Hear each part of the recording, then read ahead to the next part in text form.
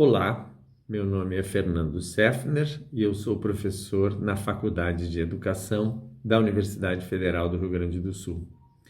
Gênero, sexualidade e raça são marcadores sociais da diferença, são questões estruturantes da vida em sociedade, dizem respeito à distribuição de poder político entre homens e mulheres, entre pessoas heterossexuais, pessoas homossexuais, pessoas que se identificam com alguma das letras da sigla LGBTQIA+, entre pessoas negras, brancas e pardas.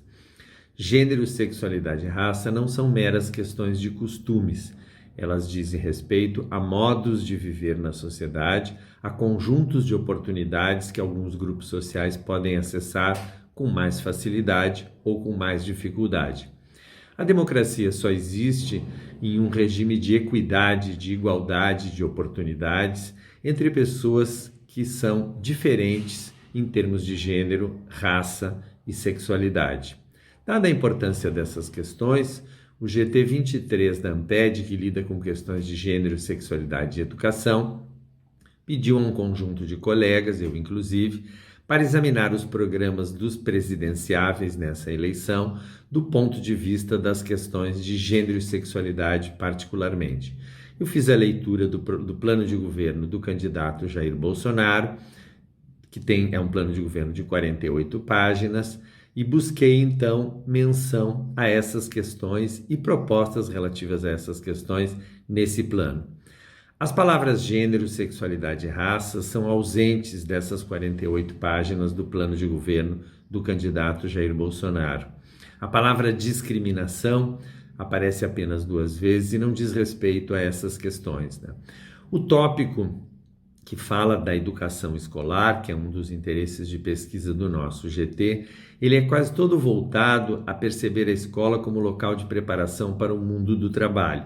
Então, as questões ligadas à sociabilidade, socialização, viver as relações de gênero, sexualidade e raça em regime de equidade, elas não aparecem como propostas para o ambiente escolar. Não se faz menção da escola como um lugar que educa para as relações étnico-raciais, para as relações de gênero e sexualidade num ambiente de equidade. Há poucas menções no programa ao tema da cidadania, que é outro tema que interessa para a educação escolar e que também visa formar pessoas como cidadãos e cidadãs. E nessa formação para a cidadania, as questões de gênero, sexualidade e raça são também importantes.